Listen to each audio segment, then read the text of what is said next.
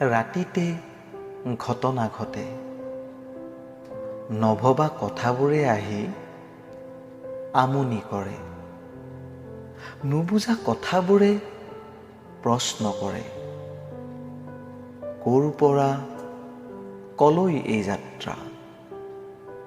মলয়া বতাহজাকৰ পৰা ধুমুহাজাকলৈ, নে সেন্দুৰী সূৰুজৰ প্ৰভাতী কিৰণৰ পৰা পশ্চিমৰ হেঙুলীয়া বেলিৰ কিৰণলৈ, নে কাছী জন্তুৰ পৰা পূৰ্ণিমা ৰাতিৰ ঘূৰণীয়া চন্দ্ৰটোলৈ।